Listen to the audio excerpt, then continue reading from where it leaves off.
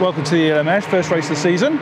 You're both racing for United Autosports in both championships, but WEC, your rivals, here your teammates, shall we say, in the same car, your teammates anyway. But anyway, so how is your approach to different from WEC weekends to this weekend? Yeah, you're right, we're rivals in WEC, we're teammates in ELMS, but we are also friends, so it works quite well. It's no real difference because whilst we're considered rivals in WEC because we're in different car crews, we're still in the same team.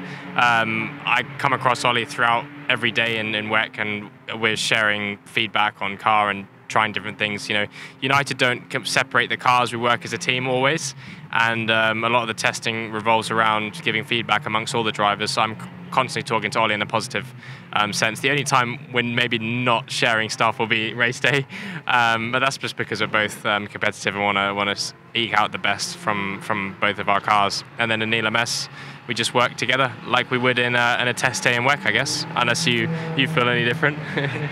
No, it's really interesting actually because we have such a good working relationship between the two cars in WEC. Like, we really do share everything. I'll quite often ask Phil, you know, how's their car, what's their balance like? You know, come race day on the track, it's slightly different. You know, there's going to be points this season where I'm sure we're going to have, you know, some close, tough racing. We did last week in Portimao. But you've got to keep it professional. You know, we're rivals, but we're also teammates in the WEC. So, you know, the last thing Richard or the team wants is for us to be having contact. But here in the ELMS, it's really interesting to get to work so closely with Phil. We're very similar in what we want and need from the car, so it's been really enjoyable so far. Looking at Portimao, 1-2 for the team. Ollie, you won that one. 0.6 for a second, I think it was it, Phil? 0.6 for a second between the two cars? Yeah, but you're leading the championship. So talk us through what that weekend, how would you sum up that weekend for you? It was a big weekend for us. I mean, we had I got to say, a really strong Sebring, almost dominant, I would say, but we came away empty-handed. That was really tough to swallow. An issue outside of our control in many respects, or certainly, you know, one that we've never encountered before.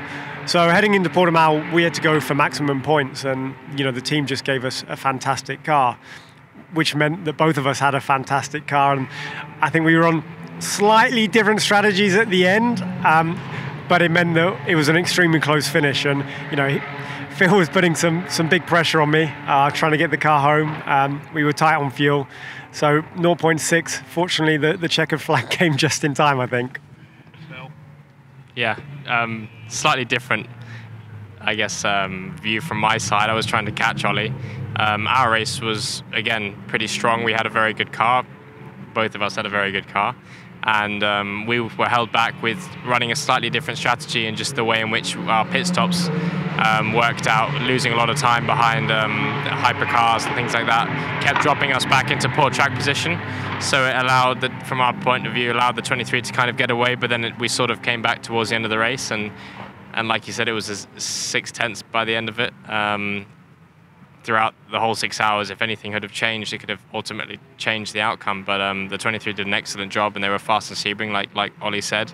It was a shame for the team that they had the issue that they had in Sebring. Obviously, we had our problems in Sebring too, but in many ways, them dropping out of the race actually helped us because we were no longer a full lap down. We were only, you know, 10 seconds short of a lap down, so we could come back without having to worry about safety cars ruining that progress. So it was kind of, it twisted and turned kind of throughout the last two races, but both cars have been strong throughout, and it's funny in listening to what Ollie says. It's very similar to my view of things, just from his car.